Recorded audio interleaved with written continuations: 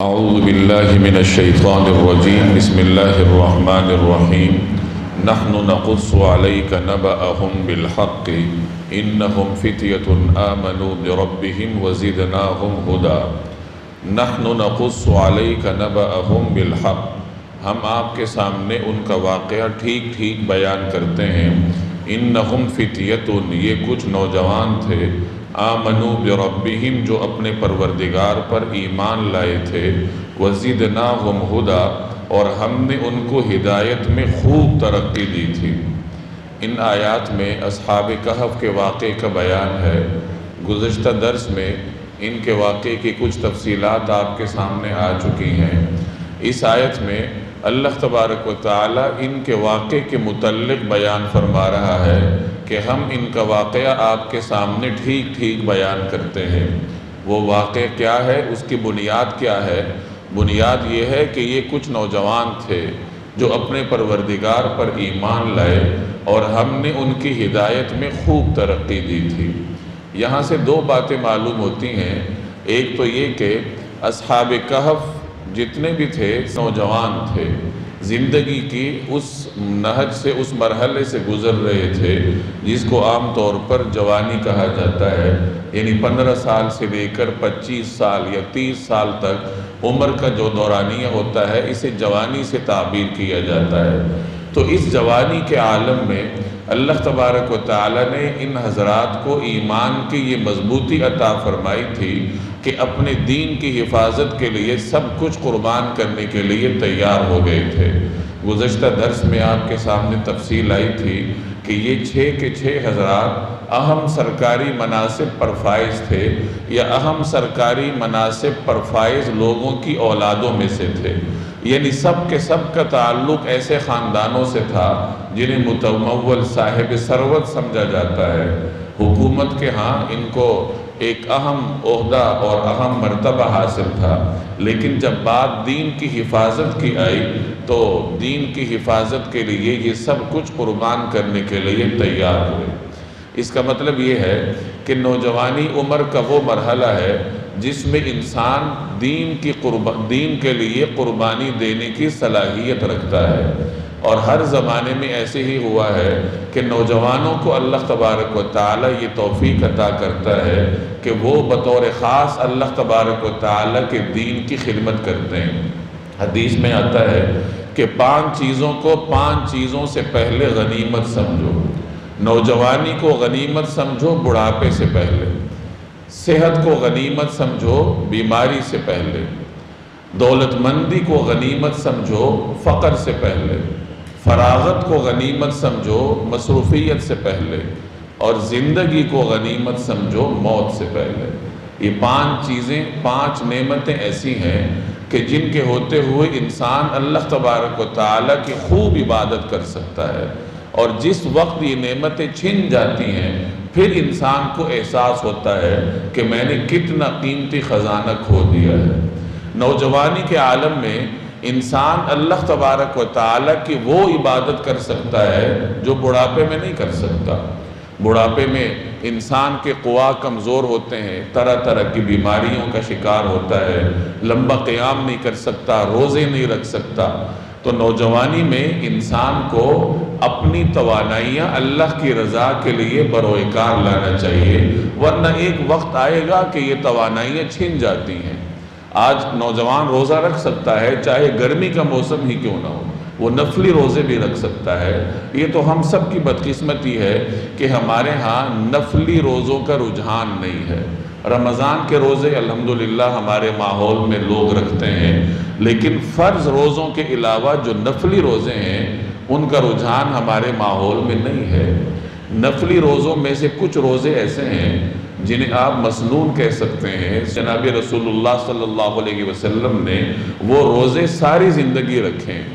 کچھ روزے ہفتہ وار ہیں اور کچھ روزے ماہانہ ہیں۔ ماہانہ بنیادوں پر نبی کریم صلی اللہ علیہ وسلم ایام 20 کے روزے رکھا کرتے تھے۔ چاند کی 13ویں، 14ویں اور 15ویں یہ جو ایام ہوتے ہیں ان کو ایام 20 کہا جاتا ہے، چونکہ ان میں چاند کی روشنی اپنے عروج پر ہوتی ہے، رات کو راتیں روشن ہوتی ہیں، تو اس مناسبت سے ان کو ایام 20 کہا جاتا ہے۔ ان کے روزے نبی کریم صلی اللہ علیہ وسلم ہمیشہ رکھا کرتے تھے۔ اسی طریقے سے ہفتہ وار 2 روزے ہیں، سوموار کا روزہ اور جمعرات کا روزہ، یہ نبی کریم صلی اللہ علیہ وسلم ہمیشہ رکھا کرتے تھے۔ اب ان سنتوں پر نوجوان عمل کر سکتا ہے، بزرگوں کے لیے تو یہ مشکل ہے۔ بزرگ تو بڑھاپے میں رمضان کے روزے رکھ لیں تو بڑی بات ہے، وہ نفلی روزے کیسے رکھیں گے؟ نوجوانوں کو اور صحت مند لوگوں کو یہ ایک توفیق حاصل ہے کہ وہ نبی کریم صلی اللہ علیہ وسلم کے اس طرز عمل پر عمل کر سکتے ہیں۔ تو ان سنتوں کو زندہ کرنا چاہیے، اپنے ماحول میں ان نفلی روزوں کو ترویج دینا چاہیے، اور ترویج انسان اپنے عمل سے دیتا ہے کہ آپ سوموار اور جمعرات کا روزہ رکھنا شروع کریں تو آپ کے گھر والوں کو بھی ترغیب ہوگی، جہاں آپ کام کرتے ہیں، دفتر میں، فیکٹری میں، جس ماحول میں بھی آپ ہیں، تعلیمی ادارے میں ہیں، تو ان لوگوں کو بھی ترغیب ہوگی، اور جب ایک مرتبہ عادت ہو جاتی ہے تو اللہ انسان کے لیے آسان کر دیتا ہے۔ آج کل ویسے اللہ نے انسان کو آسانیاں دے رکھی ہیں کہ گھر میں بھی گرمی سے بچاؤ کے لیے، موسم کی شدت سے بچاؤ کے لیے انسان کے پاس سہولیات ہوتی ہیں۔ پھر دفتر میں جہاں کام کرتا ہے تو بیشتر لوگوں کے پاس یہ سہولت ہوتی ہے کہ وہ گرمی کی شدت سے، موسم کی شدت سے اپنے آپ کو بچا سکتے ہیں۔ گھر سے لے کر دفتر تک آنے جانے کے لیے اللہ نے سواری بھی بہت سارے حضرات کو ایسے دے رکھی ہوتی ہے کہ وہ اس میں موسم کی شدت سے اپنے آپ کو بچا سکتے ہیں۔ تو نفلی روزہ رکھنے میں نبی کریم صلی اللہ علیہ وسلم کے اس طریقہ کار کو زندہ رکھنے کے لیے کوئی رکاوٹ تو نہیں ہے کہ موسم کی شدت سے بچنے کے لیے اللہ نے آپ کو سہولت بھی دی ہے، جوانی دی ہے، صحت دی ہے، اور جسمانی نعمتوں سے نوازا ہے۔ تو پھر انسان کو آگے بڑھ کر کوشش کرنی چاہیے کہ عمل میں ایک دوسرے سے آگے بڑھے۔ تو پہلی بات کیا ارشاد فرمائی کہ نوجوانی کو غنیمت سمجھو بڑھاپے سے پہلے۔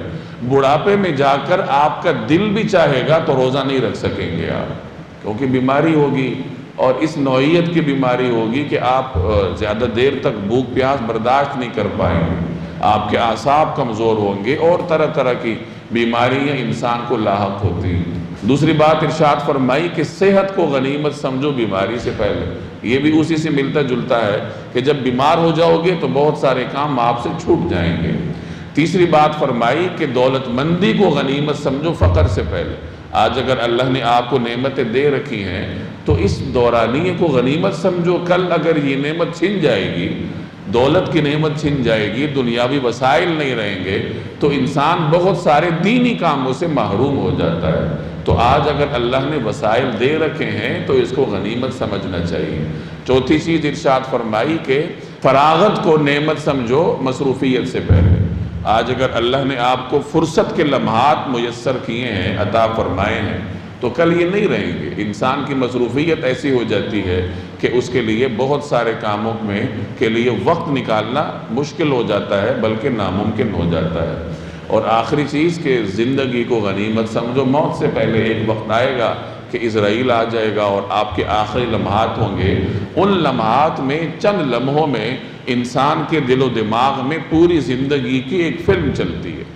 ایک چند لمحوں میں آپ کی پوری زندگی آپ کے دماغ میں گھومے گی، اور اس وقت جو حسرت کی کیفیت ہوگی اس کا ہم اس طرح اس حالت میں بیٹھ کے اندازہ بھی نہیں کر سکتے۔ ظاہر ہے کہ جو ان لمحات سے گزرتا ہے اسے معلوم ہوتا ہے کہ وہ حسرت کس درجے کی ہوتی ہے۔ تو اس سے پہلے اللہ نے جب موقع دیا ہے تو اس کو غنیمت سمجھنا چاہیے۔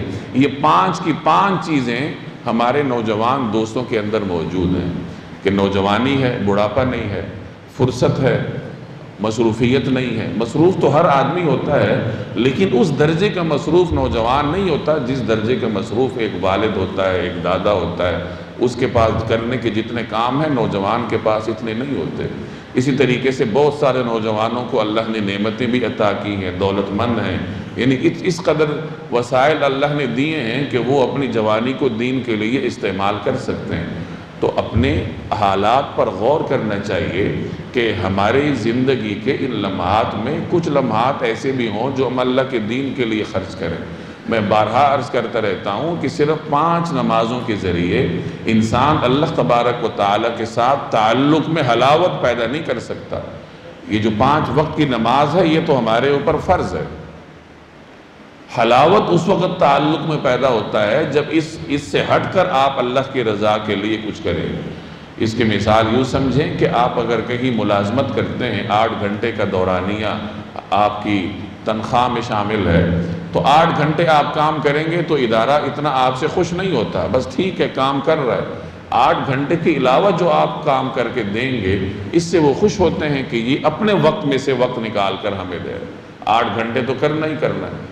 اسی طریقے سے اللہ کے ساتھ بھی انسان کے یہی معاملہ ہے کہ 5 نمازیں تو اللہ نے آپ پر فرض کی ہیں، وہ تو پڑھنی پڑھنی، اس سے ہٹ کر آپ کیا کرتے ہیں اللہ جل جلالہ کے ہاں اس کی قدر کی جاتی۔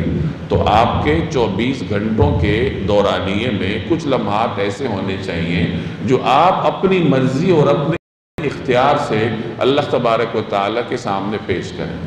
اور بعض اوقات انسان کو یہ غلط فہمی ہوتی ہے کہ میں تو بہت مصروف ہوں، میرے پاس وقت ہی نہیں ہے، یہ شیطانی وسوسہ ہوتا ہے۔ آپ جب چاہیں گے تو آپ کا وقت نکل آئے گا۔ موبائل کے لیے ہمارے پاس کتنا وقت ہوتا ہے؟ کبھی آپ جو ہمارے نوجوان دوست ہیں وہ کبھی بیٹھ کر کیلکولیشن کریں کہ ہم موبائل کتنا استعمال کرتے ہیں۔ ایک دن ذرا توجہ کے ساتھ وقت نوٹ کر لیں کہ جب آپ موبائل نکالیں اور رکھیں تو وقت نوٹ کریں، اور 24 گھنٹوں کے وہ تمام اوقات آپ کیلکولیٹ کریں تو وہ 6 سے 7 گھنٹے نکلیں گے۔ 24 گھنٹوں میں کم از کم اتنی دیر ہمارا نوجوان موبائل استعمال کرتا ہے۔ یہ چیز ہی ایسی ہے کہ آپ 1 منٹ کے لیے نکالیں گے اور جب رکھیں گے تو پتہ چلے گا وہ تو 1 گھنٹہ گزر گیا۔ یہ اللہ تبارک و تعالیٰ نے ایسی آزمائش ہمارے ساتھ مقرر کی ہوئی ہے۔ آپ کسی کام سے نکالیں گے اور بس پھر آپ 1 گھنٹے تک کسی کام کے نہیں رہیں گے، جب ہوش آئے گا تو گھنٹہ گزر چکا ہوگا۔ تو اب کم از کم جو موبائل کو ایک نوجوان فضول وقت دیتا ہے اسی میں سے وقت نکال کر دین سیکھنے کے لیے، اللہ تبارک و تعالیٰ کو راضی کرنے کے لیے خرچ کریں۔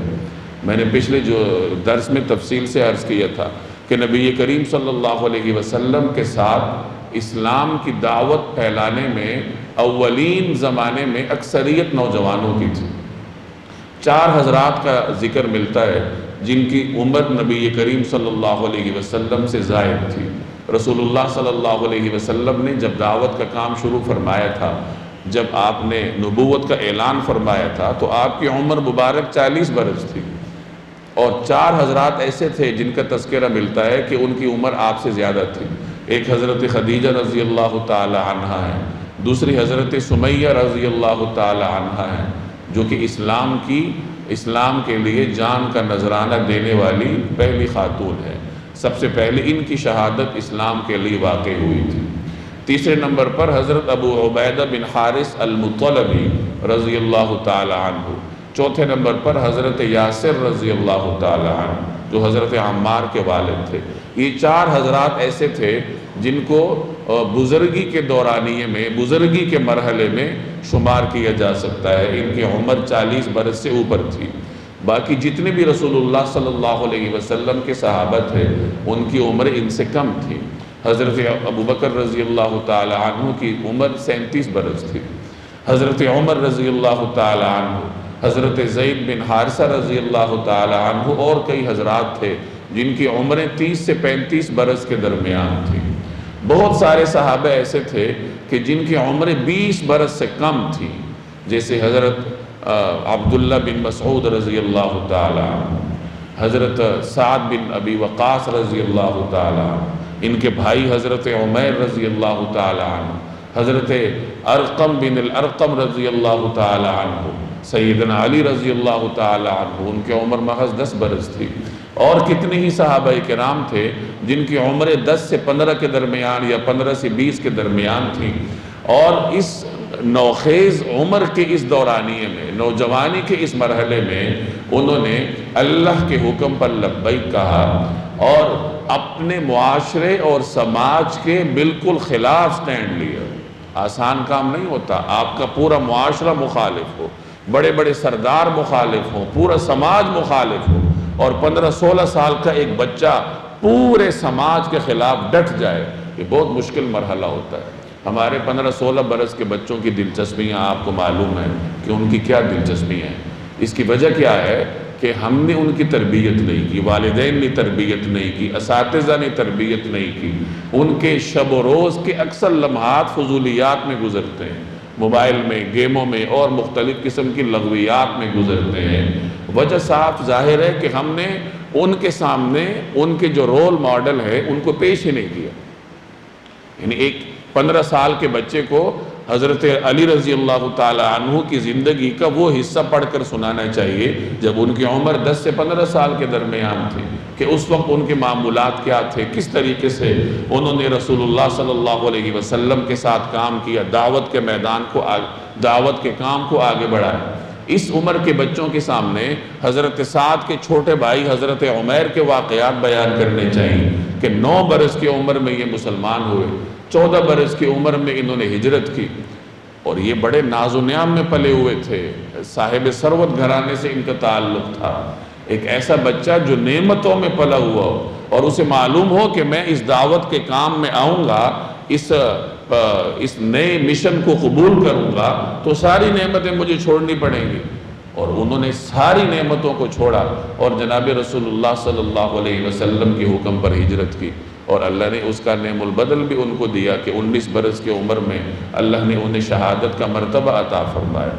اور کتنے صحابہ کرام ہیں جن کی عمریں 15 سے 20 برس کے درمیان تھیں۔ تو یہ عمر کا وہ حصہ ہے جس میں انسان سب کچھ کر سکتا ہے۔ اللہ تبارک و تعالیٰ نے اس کو توانائی ایسے عطا کی ہوتی ہے، طاقتیں ایسی عطا کی ہوتی ہیں، وہ 24 سے 30 گھنٹے تک بغیر نیند کے بھی رہ سکتا ہے، بغیر کھائے پیے بھی رہ سکتا ہے۔ اگر تھوڑی بہت اس کے اندر صلاحیت ہے، توانائی ہے، جفاکشی ہے، تو 2 دن ایک نوجوان اگر کچھ نہ کھائے تو وہ نہیں مرتا، اور نہ ہی اس کی صحت کے اوپر کوئی خاص اثر پڑتا ہے۔ اگر وہ نیند بھی نہ کرے تب بھی کوئی اثر نہیں پڑتا۔ ساری رات ہمارا نوجوان مووی دیکھنے کے لیے جاگتا نہیں، یا میچ دیکھنے کے لیے، یا لغویات میں مصروف رہنے کے لیے، موبائل کا استعمال کرنے کے لیے ساری رات جاگ لیتا ہے، لیکن اگر مصلی پہ اس کو کھڑا کیا جائے یا قرآن کریم اس کے ہاتھ میں تھمایا جائے تو موت پڑتی ہے۔ 10 منٹ تک ہم دین کا کام نہیں کر سکتے، تو وجہ یہی ہے کہ ہمیں اس کی عادت نہیں۔ آج کے نوجوان کے سامنے جب گزشتہ زمانے کے نوجوانوں کے اور بزرگوں کے واقعات سنائے جاتے ہیں کہ وہ 3 دنوں میں قرآن کریم کا ختم کرتے تھے، یا ایک رات میں اتنے سپارے پڑھتے تھے، حضرت عثمان 1 رکعت میں قرآن کریم کا ختم کرتے تھے، اب میرے اور آپ کے لیے تو یہ ناممکن ہے نا۔ لیکن کیا 12 گھنٹے ایک نوجوان موبائل استعمال نہیں کرتا مسلسل؟ اتوار کے دن آپ کے بچے کیا کرتے ہیں؟ سارا دن موبائل کا استعمال کرتے ہیں اور تھکتے بھی نہیں ہیں، یعنی 4 گھنٹے موبائل استعمال کرنے کے بعد بھی تھکاوٹ نہیں ہوتی۔ اب اگر ان بزرگوں کے سامنے یہ صورتحال پیش کی جائے کہ جی ایک نوجوان ہے وہ 4 گھنٹے سے فیس بک کا استعمال کر رہا ہے، تو وہ تو سن کر پاگل ہو جائیں گے، وہ اس کو ناممکن سمجھیں گے کہ یہ کیسے ہو سکتا ہے، اور ہمارے لیے یہ بائیں ہاتھ کا کھیل ہے۔ تو ذوق کا فرق ہوتا ہے۔ جن لوگوں کی زبانیں قرآن کریم پڑھنے میں رواں ہوتی ہیں تو وہ گھنٹوں قرآن کریم پڑھتے ہیں، اور وہ گھنٹوں اتنا قرآن کریم پڑھ لیتے ہیں کہ ہم دنوں میں بھی نہیں پڑھ سکتے، کیونکہ ہم جب پڑھیں گے تو دماغ ادھر چلا جائے گا، رفتار سلو ہو جاتی ہے، روانی ختم ہو جاتی ہے، کبھی فون آ جائے گا اور کبھی ادھر مصروف ہو جائیں گے، کبھی ادھر مصروف ہو جائیں گے۔ اور ایک آدمی جس کا ذوق ہی قرآن پڑھنے میں ہے، جس کے روحانی غذا ہی قرآن کریم ہے، تو وہ دن رات اس کو پڑھتا رہتا ہے، توجہ کے ساتھ، روانی کے ساتھ پڑھتا ہے، اور پھر اس کے اوقات میں برکت بھی ہوتی ہے، تو وہ دن رات میں قرآن کریم ختم کر لیتا ہے، اور ہم اس کو ناممکن سمجھتے ہیں۔ تو بہرحال کوشش کرنی چاہیے کہ اپنی نوجوانی اور فرصت کے ان لمحات کو اللہ تبارک و تعالیٰ کے دین کے لیے خرچ کیا جائے۔ تو اس آیت سے ایک بات تو ہمیں یہ معلوم ہوئی، انہم فتیۃ، یہ نوجوانوں کا ایک گروہ تھا جنہوں نے دین کے لیے قربانی دی، ایمان کی حفاظت کے لیے ساری نعمتوں کو چھوڑا۔ تو آج کے نوجوان کو بھی غور کرنا چاہیے کہ میں بھی نوجوان ہوں، میں دین کے لیے کتنی قربانی دیتا ہوں۔ ظاہر ہے کہ ہمارا ایک مذہبی ماحول ہے، آپ کو دین کی حفاظت کے لیے غار میں تو نہیں جانا پڑے گا نا، لیکن دین کی حفاظت کے لیے کچھ پابندیاں برداشت کرنی پڑیں گی۔ موبائل کے غلط استعمال سے آپ کو رکنا پڑے گا، بدنظری سے آپ کو رکنا پڑے گا، مخلوط ماحول میں آپ تعلیم حاصل کرتے ہیں، جاب کرتے ہیں، تو مخلوط ماحول کے مضر اثرات سے اپنے آپ کو بچانا پڑے گا۔ غیر شرعی دوستیاں جو نوجوان رکھتا ہے ان دوستیوں سے اپنے آپ کو محفوظ رکھنا پڑے گا، اور اپنی شب و روز کے کچھ لمحات کو اپنے اختیار سے اللہ تبارک و تعالیٰ کی رضا والے اعمال میں خرچ کرنا پڑے گا۔ بس یہی آج کل کے نوجوان سے قربانی مطلوب ہے۔ باقی نوجوان سے یہ مطلوب نہیں ہے کہ وہ جائے اور دین کے لیے گولی کھا کر آئے یا سر کٹوا کے آئے، بس یہی کام کر لے تو اللہ تبارک و تعالیٰ کے ہاں ان کاموں پر اس کو وہی مرتبہ ملے گا جو پچھلے زمانے کے نوجوانوں کو جان کا نذرانہ دینے پر مرتبہ ملا تھا۔ دوسری بات اس آیت سے یہ معلوم ہوئی کہ آمنوا بربہم وزدناہم ھدی، کہ یہ اپنے پروردگار پر ایمان لائے تھے تو اللہ نے کیا کیا؟ اللہ نے ان کی ہدایت میں اور اضافہ کیا۔ اس کا مطلب یہ ہوا کہ جب آپ اللہ کے لیے قدم اٹھاتے ہیں تو آگے اللہ آپ کو خود ہی کھینچ لیتا ہے۔ آپ ایک قدم اٹھائیں گے، اللہ تبارک و تعالیٰ وہ راستہ خود ہی آپ کو طے کروا دے گا۔ وَالَّذِينَ جَاهَدُوا فِينَا لَنَهْدِيَنَّهُمْ سُبُلَنَا، جو لوگ ہمارے راستے میں محنت کرتے ہیں، مشقت کرتے ہیں، تو ہم اپنے راستوں کی ان کو ہدایت دیتے ہیں، رہنمائی کر دیتے ہیں۔ تو آپ کی ذمہ کوشش ہے، پہلا قدم ہے، اور استقلال کے ساتھ، عزم کے ساتھ اس قدم کو آگے بڑھانا ہے۔ باقی اللہ تبارک و تعالیٰ پہ انسان کو توفیق دیتا ہے۔ وَرَبَطْنَا عَلَىٰ قُلُوبِهِمْ إِذْ قَامُوا، اور ہم نے ان کے دل خوب مضبوط کر دیے تھے۔ یہ اس وقت کی بات ہے جب وہ اٹھے، اِذْ قَامُوا، جب وہ اٹھے، فَقَالُوا، اور انہوں نے کہا، رَبُّنَا رَبُّ السَّمَاوَاتِ وَالْأَرْضِ، ہمارا پروردگار وہ ہے جو تمام آسمانوں اور زمین کا مالک ہے، لَن نَدْعُوَ مِن دُونِهِ إِلَٰهًا، ہم اس کے سوا کسی کو معبود بنا کر ہرگز نہیں پکاریں گے۔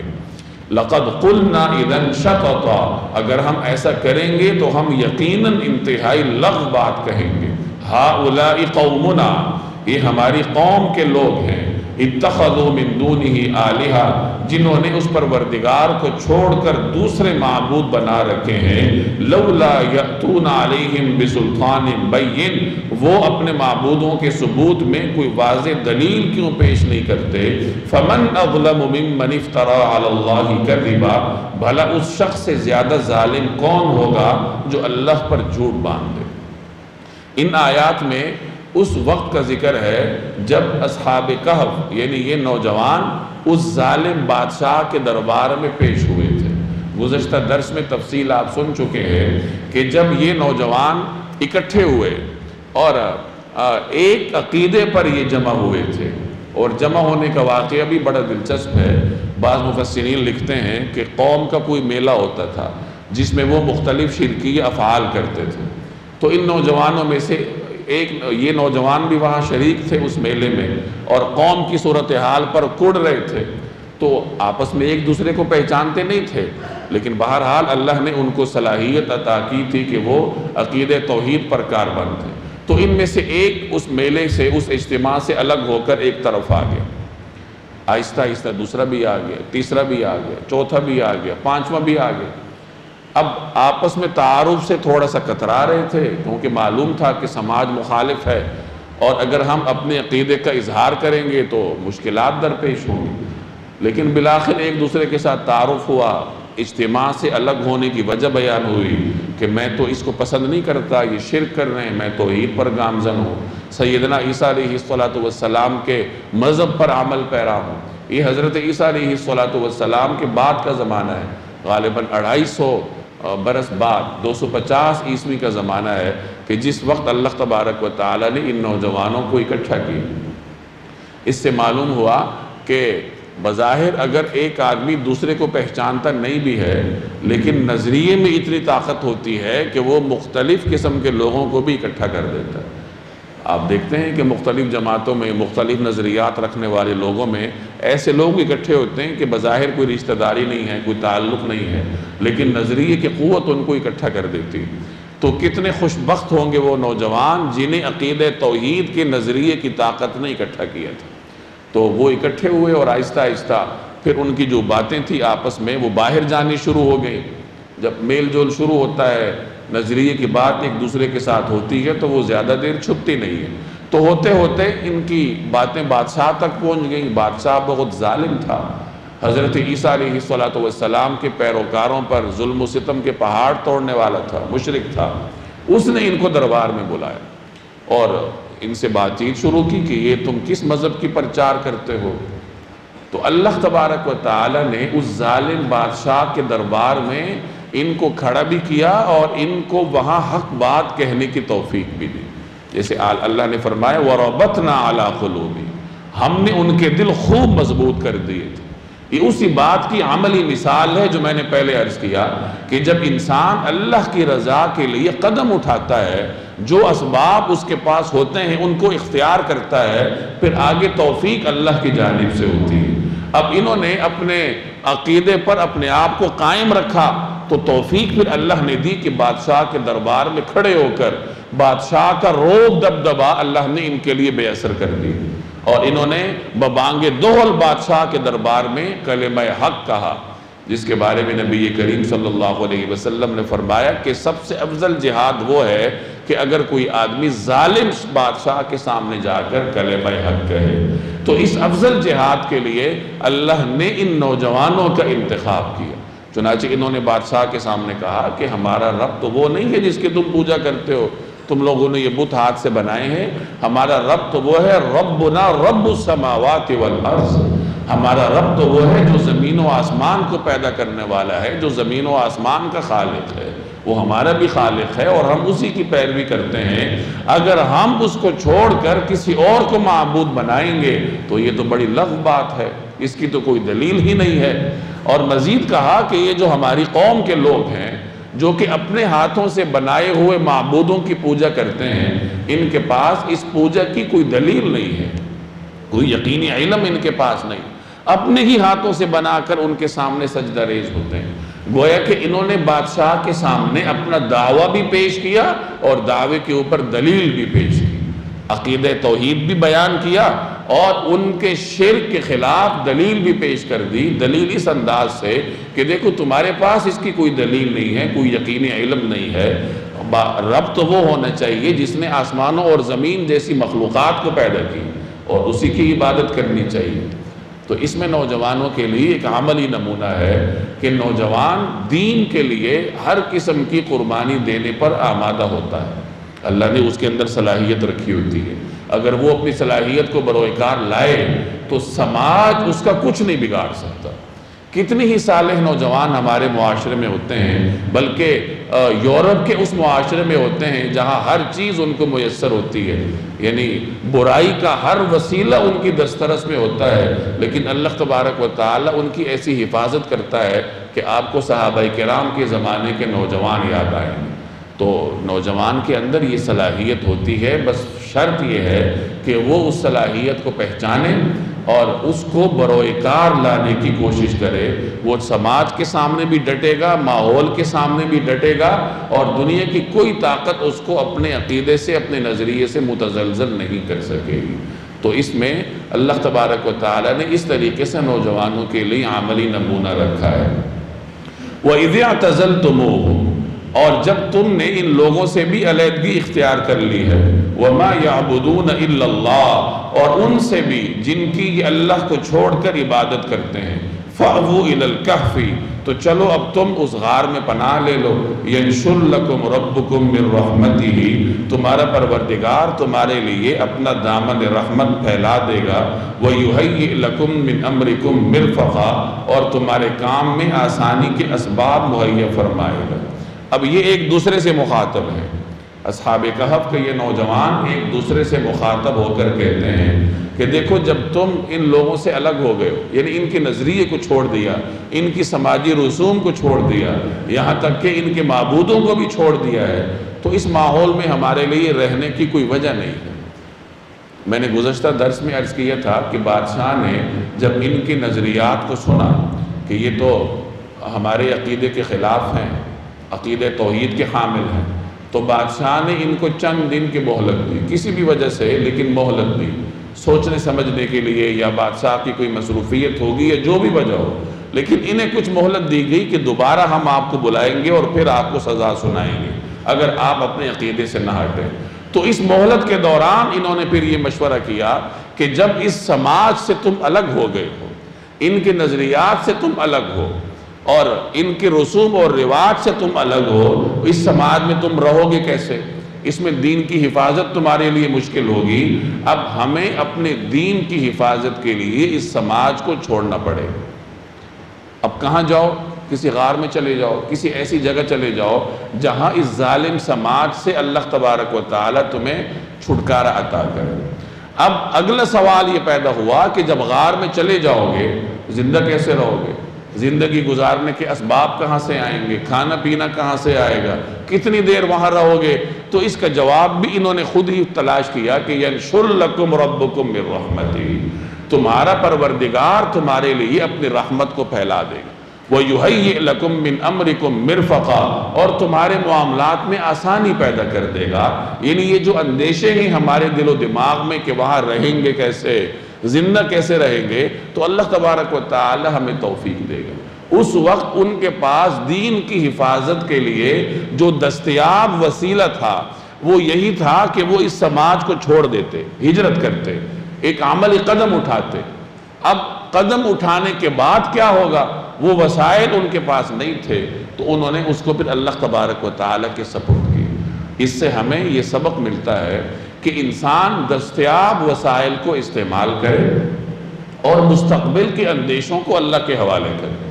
اگر وہ دین پر عمل کرتا ہے اور دین پر عمل کے راستے میں کچھ رکاوٹیں ہیں، ان رکاوٹوں سے نمٹنے کا یہی طریقہ ہے کہ جو دستیاب وسائل ہیں ان کو وہ اختیار کرے، بروئے کار لائے، اور بعد میں جو وساوس ہوتے ہیں کہ پھر پتہ نہیں کیا ہوگا، زندہ کیسے رہیں گے، وہ اللہ تبارک و تعالیٰ کے سپرد کر دے۔ اللہ جل جلالہ ہی اس کے لیے اسباب پیدا کرے گا، جیسے اصحاب کہف کے لیے اللہ تبارک و تعالیٰ نے اسباب پیدا فرمائے۔ تو اسباب کی نفی نہیں ہوتی، اسباب اختیار کرنے پڑتے ہیں، لیکن ایسا نہیں ہوتا کہ انسان 60 سال کے لیے اسباب ابھی سے جمع کر لے۔ لمحہ موجود میں جو سبب آپ کو دستیاب ہے وہ اختیار کریں۔ اب آگے کیا ہوگا تو وہ اللہ تبارک و تعالیٰ کی سپرد کرے۔ اسی کو توکل کہتے ہیں کہ فی الحال جتنے وسائل آپ کے پاس ہیں آپ ان کو استعمال کریں، اور مستقبل کے جو اندیشے ہیں وہ اللہ تبارک و تعالیٰ کے سپرد کریں، اس پر بھروسہ کریں۔ یہی کام ان حضرات نے کیا کہ آپس میں کہا، مشورہ کیا کہ دیکھو جب ہم اس سماج سے الگ ہو چکے ہیں، ان کے رسم و رواج سے، ان کے نظریات سے، ان کے معبودوں سے ہم الگ ہیں، تو پھر ہمیں یہاں سے کوچ کرنا چاہیے۔ اور کوچ کرنے کے بعد کیا ہوگا؟ اللہ تبارک و تعالی ہمارے لیے آسانیاں پیدا کرے گا۔ اب وہ آسانیاں کیا ہیں؟ اگلی آیات میں ان کا ذکر ہے۔ وہ وہاں سے گئے اور ایک غار میں جا کر انہوں نے پناہ لی۔ یہ غار کہاں پر ہے اس کی تفصیل میں گزشتہ درس میں عرض کر چکا ہوں کہ مختلف مورخین کی تحقیقات الگ الگ ہیں۔ کچھ حضرات فرماتے ہیں کہ یہ عقبہ یعنی فلسطین کے جنوب میں کسی جگہ پر واقع ہے، کچھ محققین کے ہاں اندلس میں واقع ہے، کچھ حضرات کہتے ہیں کہ ترکی کے جنوب میں یا ترکی کے مضافات میں کچھ پرانے شہر ایسے ہیں جو کہ اس زمانے کی رومی سلطنت کے اہم بستیاں تھیں، تو وہ خطہ ایسا ہے، یعنی ترکی کے مضافاتی وہ خطہ، وہاں پر ان کا وہ غار واقع ہے کہ جہاں اللہ تبارک و تعالیٰ نے ان کو پناہ لینے کی توفیق عطا فرمائی تھی۔ تو غار کی جو جغرافیائی تعیین ہے وہ اللہ نے نہیں فرمائی کیونکہ اس تعیین میں ہمارے دین یا دنیا کا کوئی فائدہ نہیں ہے۔ ہاں ان کے طرز عمل کی اللہ نے وضاحت کی ہے، اور ان پر جو اللہ کی نعمتیں ہوئی ان کی اللہ نے وضاحت فرمائی ہے، کیونکہ اس میں نوجوانوں کے لیے ایک عملی نمونہ ہے۔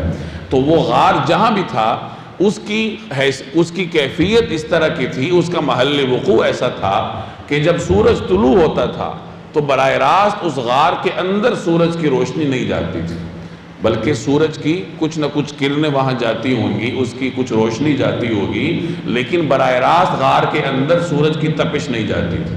اور جب سورج غروب ہوتا تھا تو پھر بھی ایک طرف کو ہو کے اس غار سے گزر جاتا تھا، یعنی غار کے اندر براہ راست سورج کی تپش نہیں پہنچتی تھی۔ اللہ تبارک و تعالیٰ نے یہ انتظام ان کے جسموں کو محفوظ رکھنے کے لیے کیا کہ اگر 300 سال تک ایک آدمی ایک ہی جگہ پر رہے اور 300 سال تک مسلسل روزانہ وہ سورج کی تپش کو برداشت کرے تو سورج کی تپش اس کے جسم کو نقصان دے گی، اس کے لیے نقصان دہ ثابت ہوتی ہے۔ تو اللہ تبارک و تعالیٰ نے اس طریقے سے ان کے لیے انتظام کیا کہ جب سورج طلوع ہوتا تھا تو دائیں طرف سے سورج کی روشنی ان کے غار سے گزر جاتی تھی، روشنی اندر ضرور جاتی تھی، لیکن جو اس کی تپش ہوتی تھی، تمازت ہوتی تھی، اللہ تبارک و تعالیٰ اس سے غار کے اندرونی حصے کو محفوظ رکھتا تھا۔ یہ طبی معجزہ تھا جو اللہ تبارک و تعالیٰ نے ان کے لیے ظاہر فرمایا۔ یعنی آدمی کو سورج کی روشنی کی ضرورت بھی ہوتی ہے، لیکن سورج کی تپش میں زیادہ دیر رہے تو اس کی صحت کے لیے نقصان دہ ہوتا ہے۔ تو سورج کا جو نقصان ہے اللہ نے اس سے ان کو محفوظ رکھا، اور جو فائدہ ہے وہ اللہ تبارک و تعالیٰ نے ان کو عطا فرمایا۔ تو اسی طبی معجزے کا اس آیت میں ذکر ہے۔ وَتَرَى الشَّمْسَ اِذَا طَلَعَتْ، اور آپ سورج کو نکلتے وقت دیکھتے، تَزَاوَرُ عَنْ كَهْفِهِمْ ذَاتَ الْيَمِينِ، تو وہ ان کے غار سے دائیں طرف ہٹ کر نکل جاتا۔ یعنی سورج کی تمازت اور تپش براہ راست غار کے اندر نہ جاتی، بلکہ غار کے دہانے کے دائیں طرف سورج کی جو تپش ہے وہ گزر جاتی۔ یعنی اس غار کا داہنی جو حصہ تھا وہ سورج کی تپش کا مرکز ہوتا تھا، اور غار کے اندر سورج کی صرف روشنی اتنی ہی اندر جاتی تھی جس سے ایک انسان کی طبی ضروریات پوری ہو جائیں۔ وَإِذَا غَرَبَتْ، اور جب سورج غروب ہوتا، تَقْرِضُهُمْ ذَاتَ الشِّمَالِ، تو ان سے بائیں طرف کترا کر چلا جاتا۔ یعنی غار کی جو محل وقوع ہے اس کا، وہ شمالاً جنوباً ہوگا یا جس طرح بھی تھا، اللہ تبارک و تعالیٰ نے سورج کے طلوع ہوتے وقت اور غروب ہوتے وقت غار کے اندرونی حصے کو، جہاں اصحاب کہف آرام فرما تھے، اس حصے کو سورج کی تپش سے محفوظ رکھا تھا۔ یہ ایک طبی معجزہ ہے جو اللہ نے ان کے لیے ظاہر کی۔ وَهُمْ فِي فَجْوَةٍ مِّنْ، اور وہ اس غار کے ایک کشادہ حصے میں تھے، یعنی وہ غار کے درمیان میں تھے، سورج کی روشنی کی فوائد ان تک پہنچتے تھے، لیکن سورج کی جو تپش کے نقصانات ہیں اللہ تبارک و تعالیٰ نے ان نقصانات سے ان کو محفوظ رکھا۔ ذَلِكَ مِنْ آیَاتِ اللَّهِ، یہ سب کچھ اللہ کی نشانیوں میں سے ایک نشانی ہے، یعنی یہ نعمتیں اللہ کی نشانیاں ہیں۔ کچھ حضرات فرماتے ہیں کہ سورج کا طلوع ہوتے وقت دائیں طرف سے گزرنا اور غروب ہوتے وقت بائیں طرف سے گزرنا، یہ اس غار کے جغرافیائی محل وقوع کی وجہ سے تھا۔ یعنی غار ایسی جگہ پر تھا کہ سورج طلوع ہوتے وقت دائیں طرف سے تپش کے ساتھ گزر جاتا، غروب ہوتے وقت بائیں طرف سے گزر جاتا۔ اور کچھ حضرات فرماتے ہیں کہ یہ غار کے محل وقوع کی وجہ نہیں تھی، بلکہ اصحاب کہف کے ساتھ معجزاتی طور پر اللہ کی یہ نعمت شامل حال تھی کہ جب سورج طلوع ہوتا تھا تو اس طریقے سے ان کی دائیں طرف سے ہو کر اس کی تپش اور روشنی گزر جاتی تھی، اور جب غروب ہوتا تھا تو بائیں طرف سے اس کی تپش اور روشنی گزر جاتی تھی۔ اور آیت کا یہ حصہ اس نقطہ نظر کی حقانیت کو واضح کرتا ہے، ذَلِكَ مِنْ آیَاتِ اللَّهِ، کہ یہ اللہ کی نشانیوں میں سے ایک نشانی ہے۔ یعنی یہ غار کے محل وقوع کی کرامت نہیں تھی، محل وقوع کی وجہ سے نہیں تھا، بلکہ اصحاب کہف کے لیے بطور نشانی کے اللہ کا یہ خاص فضل تھا کہ سورج کے طلوع اور غروب ہوتے وقت اللہ ان پر اس طریقے سے کرم فرمایا کرتا تھا کہ سورج کی تپش سے ان کو محفوظ رکھتا تھا۔ مَن يَهْدِ اللَّهُ، جسے اللہ ہدایت دے دے، فَهُوَ الْمُهْتَدِ، وہی ہدایت پاتا ہے، وَمَن يُضْلِلْ، اور جسے وہ گمراہ کر دے، فَلَن تَجِدَ لَهُ وَلِيًّا مُرْشِدًا، تو اس کا تمہیں ہرگز کوئی مددگار نہیں مل سکتا جو اسے راستے پر لائے۔ مرشد جو انسان کو راستے پر لانے والا ہوتا ہے، یعنی اللہ جس کو ہدایت پر لائے تو اسے کوئی گمراہ نہیں کر سکتا۔ اس کا مطلب یہ نہیں ہے کہ اللہ تعالیٰ زبردستی کسی کو ہدایت پر لاتا ہے یا زبردستی کسی کو گمراہ کرتا ہے، بلکہ ہوتا یہ ہے کہ اللہ نے ہر انسان کے اندر صلاحیت رکھی ہے کہ وہ حق کو قبول کرتا ہے، قبول حق کی استعداد ہر انسان کے اندر ہے۔ پھر انسان اس استعداد کو مسلسل گناہ کر کر کے ختم کر دیتا ہے۔ جب وہ اپنے قبول حق کی استعداد کو ختم کر دیتا ہے تو پھر گویا کہ اللہ نے اسے گمراہ کر دی، یعنی اب وہ گمراہی کے راستے پر چل پڑتا ہے۔ نقصان انسان خود اپنا کرتا ہے، پھر آگے اللہ تعالیٰ اس کے لیے اسی راستے کو آسان کرتا ہے۔ ایک روایت کا مفہوم ہے کہ جب انسان کوئی گناہ کرتا ہے تو اس کے دل پر سیاہ نقطہ لگ جاتا ہے، اگر وہ توبہ کر لے تو وہ نقطہ دھل جاتا ہے، توبہ نہ کرے تو نقطہ برقرار رہتا ہے، اور پھر جب گناہ کرے گا تو دوسرا نقطہ، پھر تیسرا نقطہ، نقطے لگتے لگتے اس کا دل سیاہ ہو جاتا ہے۔ اور ظاہر ہے کہ جب دل سیاہ ہو جائے گا تو پھر انسان خیر اور شر میں تمیز کی صلاحیت سے محروم ہو جاتا ہے۔ اسی طرح ایک روایت کا مفہوم ہے کہ آدمی جس راستے پر ہوتا ہے اللہ اس کے لیے وہ راستہ آسان کر دیتا ہے۔ آپ اگر نیکی کے راستے پر ہیں تو نیکی اللہ آسان کر دے گا، کوئی آدمی شر کے راستے پر ہے تو اسی راستے کو اللہ اس کے لیے آسان کر دیتا ہے۔ تو ان دونوں روایات کو ملا کر جب آپ مفہوم سمجھیں گے اور ساتھ وہ گزارش یاد رکھیں گے کہ ہر انسان میں اللہ نے استعداد رکھی ہے، خود اپنے استعداد کو ختم کر دیتا ہے، تو پھر یہ مفہوم سمجھ میں آتا ہے کہ قرآن کریم میں جگہ جگہ جب اللہ فرماتا ہے کہ اللہ تمہیں گمراہ کرتا ہے یا اللہ انسان کو نیکی کی توفیق دیتا ہے، تو اس کا مطلب کیا ہے؟ مطلب وہی ہے خلاصہ کہ آدمی قبول حق کی استعداد کو ختم کر دیتا ہے، اپنے دل کو سیاہ کر دیتا ہے گناہوں کے نقطے لگا لگا کے، پھر جب وہ شر کے راستے پر چلتا ہے تو وہی اس کے لیے آسان کر دیا جاتا ہے۔ اور اس کو قرآن کریم نے اس طرح تعبیر کیا جا رہا ہے کہ جسے اللہ گمراہ کر دے تو پھر تمہیں کوئی اس کا مددگار نہیں ملے گا، یعنی اسے کوئی پھر راہ راست پر نہیں لا سکتا۔ انبیاء علیہ السلام کے سامنے بلکہ ان کے رشتہ داروں میں سے کتنے ایسے لوگ تھے کہ جنہوں نے اپنی قبول حق کی استعداد کو ختم کر دیا، تو پیغمبر کا دیدار، پیغمبر کے اعمال کا دیدار، پیغمبر کی براہ راست نصیحت بھی اسے گناہوں کی دلدل سے باہر نہ نکال سکے۔ حضرت نوح علیہ السلام کا بیٹا، اس کی مثال آپ کے سامنے ہے کنعان کی، کہ وہ موجوں میں غرق ہو گیا، شرک پر برقرار رہا۔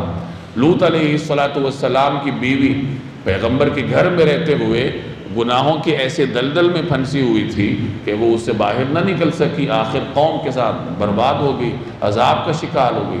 نبی کریم صلی اللہ علیہ وسلم کا چچا ابو لہب، قرآن کریم میں اگر کسی کافر کا نام لے کر اس کی مذمت کی گئی ہے تو یہ واحد آدمی ہے ابو لہب، رسول اللہ صلی اللہ علیہ وسلم کا چچا ہے، لیکن اس کے باوجود اللہ تبارک و تعالی نے مطلب اس کو ایسی انفرادی سزا دی کہ قرآن کریم میں اس کی مذمت نازل کی نام لے کر، تبت یدا ابی لہب وتب، اس کی بیوی کا بھی ذکر کیا، وامرأتہ حمالۃ الحطب فی جیدہا حبل من مسد۔ چونکہ پیغمبر کا چچا ہے، اللہ نے اس کو ایک پاکیزہ گھرانے میں پیدا کیا تو اس کی ذمہ داری بھی زیادہ تھی، اور جب اس نے اپنی ذمہ داری کو نہ پہچانا تو پھر اس کی سزا بھی زیادہ تھی۔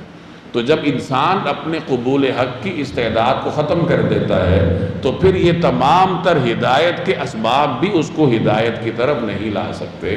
یہ اس آیت کا عملی ثبوت ہے، وَمَن يُضْلِلِ اللَّهُ وَمَن يُضْلِلْ، کہ جسے وہ گمراہ کر دے فَلَن تَجِدَ لَهُ وَلِيًّا مُرْشِدًا، تو کوئی ایسا مرشد نہیں ہے، راہ راست پر لانے والا کوئی ایسا مددگار نہیں ہے جو کہ پھر اس کو راہ راست پر لا سکے۔ وَتَحْسَبُهُمْ أَيْقَاظًا وَهُمْ رُقُودٌ، تم انہیں یہ سمجھتے کہ وہ جاگ رہے ہیں حالانکہ وہ سوئے ہوئے تھے۔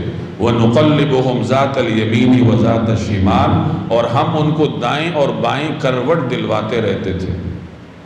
اصحاب کہف کو اللہ نے جب اس غار کے اندر سلایا اور طویل زمانے تک سوتے رہے تو جہاں اللہ کی ان پر دیگر نعمتیں تھیں وہاں اللہ نے ایک نعمت ان کو یہ دی کہ اگر کوئی باہر سے آ کے ان کو دیکھتا تو اس کے اوپر ایک رعب طاری ہو جاتا اور اسے واپس جانا پڑتا۔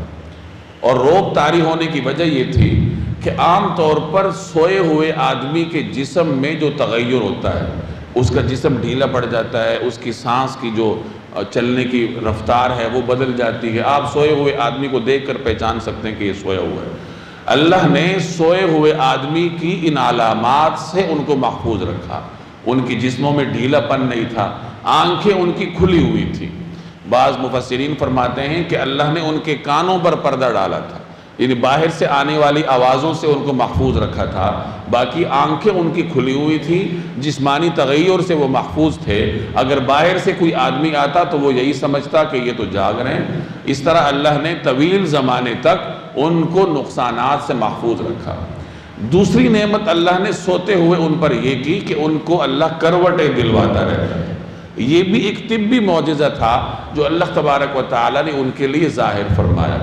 آدمی اگر طویل زمانے تک زمین پر لیٹا رہے یا بستر پر لیٹا رہے، کروٹ نہ بدلے، تو جسم کا جو حصہ بستر کے ساتھ یا زمین کے ساتھ مس ہوتا ہے وہ خراب ہونا شروع ہو جاتا ہے۔ بعض اوقات گلنا شروع ہو جاتا ہے یا اور طرح طرح کی بیماریاں اس کے اندر پیدا ہونی شروع ہو جاتی ہیں، تو اللہ نے ان کو اس نقصان سے محفوظ رکھنے کے لیے یہ انتظام فرمایا کہ وہ کروٹ بدلتے رہتے تھے۔ 300 سال تک سوئے رہے لیکن کروٹ بدلتے رہتے تھے۔ قرآن کریم نے صرف اتنا بیان کیا کہ اللہ ان کو کروٹیں دیتا تھا تاکہ زیادہ دیر تک ان کے جسم کا مخصوص حصہ زمین کے ساتھ نہ لگا رہے اور زمین اس کو کھا نہ جائے۔ اب کروٹ کتنے زمانے کے بعد دی جاتی تھی؟ چونکہ اس وضاحت میں انسان کا کوئی دین یا دنیا کا فائدہ تو ہے نہیں، تو اللہ نے بیان نہیں کیا۔ مختلف مآخذ کی بنیاد پر مفسرین نے تعیین کرنے کی کوشش کی ہے۔ بعض حضرات فرماتے ہیں کہ سال میں 2 کروٹیں دی جاتی تھی، کچھ کہتے ہیں کہ 1 کروٹ دی جاتی تھی۔ تو بہرحال وہ تفصیلات ایسی ہیں کہ جن سے انسان کے دین یا دنیا کے کسی مفاد کا تعلق نہیں ہے۔ جس سے مفاد کا تعلق ہے یعنی اللہ کی ان پر نعمت کہ ان کو اس نقصان سے محفوظ رکھا کہ زیادہ دیر ان کے جسم کا کوئی مخصوص حصہ زمین کے ساتھ مس نہ رہے۔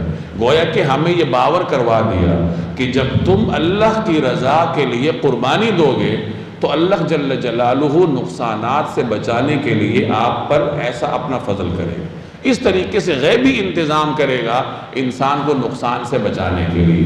اب پچھلی 2 آیات میں ان کے لیے جو 2 طبی فوائد تھے یا 2 طبی کرامتیں تھی وہ آپ کے سامنے آئیں کہ سورج کی روشنی زیادہ دیر انسان کے جسم پر پڑے یعنی اس کی تپش زیادہ دیر تک سالہ سال تک انسان برداشت کرے تو نقصان دہ ثابت ہوتی ہے۔ اللہ نے اصحاب کہف کو سورج کی تپش کے اس نقصان سے محفوظ رکھا، اور چونکہ زندہ رہنے کے لیے، صحت مند رہنے کے لیے سورج کی روشنی ضروری بھی ہوتی ہے تو اللہ نے اتنی روشنی ان کو عطا کی۔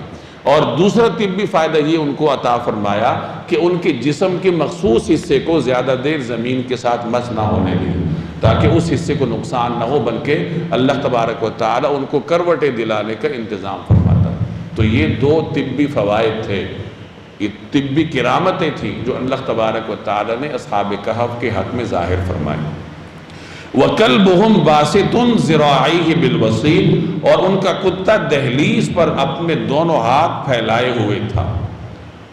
اصحاب کہف کے کتے کے بارے میں کچھ تفصیلات میں پہلے عرض کر چکا ہوں۔ مفسرین فرماتے ہیں کہ جب یہ اصحاب کہف کے یہ نوجوان جب جا رہے تھے، 6 تھے، یہ اپنے ماحول سے الگ ہو کر دین کی حفاظت کے لیے غار کی طرف جا رہے تھے۔ راستے میں ایک چرواہے سے ان کی ملاقات ہوئی۔ چرواہا اپنی بکریاں چرا رہا تھا، کتا بھی حفاظت کے لیے اس کے ساتھ تھا۔ تو چرواہے نے اصرار کیا کہ آپ کون لوگ ہیں؟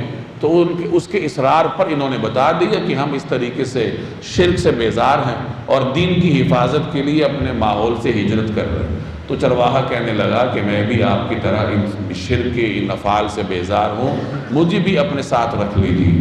تو وہ بھی ان کے ساتھ ہو لیا، اس طریقے سے ساتھ ہو گئے۔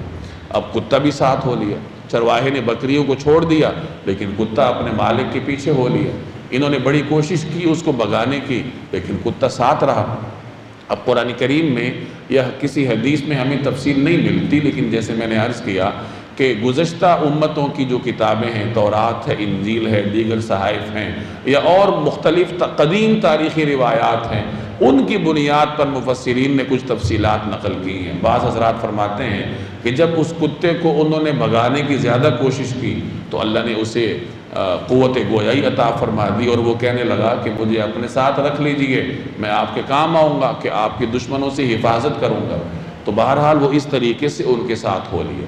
اور جب یہ غار کے اندر چلے گئے تو کتا غار کے دہانے پر اپنے دونوں پاؤں پھیلا کر بیٹھ گیا، جیسے عام طور پر کتے کی عادت ہوتی ہے کہ وہ گھر کی دہلیز پر دونوں پاؤں پھیلا کر بیٹھ جاتا ہے اور آنے جانے والوں کی روک ٹوک کرتا ہے، گھر والوں کی حفاظت کرتا ہے۔ تو اس طریقے سے وہ کتا ان کے غار کے دہانے پر دہلیز پر بیٹھ گیا۔ اللہ نے جہاں اصحاب کہف پر نیند طاری کی وہاں ان کے کتے پر بھی نیند طاری کر دی، یعنی جو نعمت اللہ نے اصحاب کہف کو عطا فرمائی وہی نعمت اللہ نے ان کے کتے کو بھی عطا فرمائی۔ کتا عام طور پر ناپسندیدہ جانور سمجھا جاتا ہے۔ قرآن کریم میں 2 ایسے جانوروں کا تذکرہ موجود ہے کہ جن کی مثال اللہ نے مذمت کے ساتھ بیان فرمائی ہے۔ ایک گدھا ہے جس کے بارے میں فرمایا کَمَثَلِ الْحِمَارِ يَحْمِلُ أَسْفَارًا، کہ یہ ایسے ہی ہے کہ جیسے گدھا اپنے اوپر کتابوں کا بوجھ لاد دے۔ یہود اور عیسائیوں کا ذکر کرتے ہوئے اللہ نے گدھے کی مثال بیان کی ہے کہ یہ اہل کتاب ہیں، ان کو ہم نے کتاب دی ہے لیکن یہ کتاب پر عمل تو کرتے نہیں ہیں۔ اس کی مثال ایسی ہے جیسے گدھے کے اوپر کتابوں کا بوجھ لاد دو تو کتابیں گدھے کو کیا فائدہ دیں گی، ایسے ہی یہود اور عیسائیوں کو بھی ان کی کتابوں نے کوئی فائدہ نہیں دیا۔ ایک جگہ اللہ نے فرمایا کہ ان انکر الاصوات لصوت الحمیر، کہ آوازوں میں سے سب سے بری آواز گدھے کی ہے، کیونکہ اس کی آواز بلند بہت زیادہ ہوتی ہے۔ تو گدھے کی مثال قرآن کریم میں مذمت کے ساتھ بیان ہوئی۔ دوسرے نمبر پر کتا ایسا جانور ہے جس کی مذمت والی مثال قرآن کریم میں موجود ہے کہ فَمَثَلُهُ كَمَثَلِ الْكَلْبِ، کہ اس کی مثال ایسی ہے جیسے کتا ہوتا ہے۔ حضرت موسیٰ علیہ السلام کے زمانے میں ایک عبادت گزار شخص تھا، بہت عابد زاہد تھا، لیکن ہوس اور لالچ میں آ کر وہ موسیٰ علیہ السلام کے مقابلے میں آ گیا، تو اللہ نے اس کو سزا ایسی دی کہ اس کی زبان لٹک گئی اور وہ ہر وقت ہانپتا رہتا تھا۔ اس کی مثال بیان کرتے ہوئے فرمایا فَمَثَلُهُ كَمَثَلِ الْكَلْبِ، کہ اس کی مثال ایسی ہے جیسے کتے کی مثال ہوتی ہے۔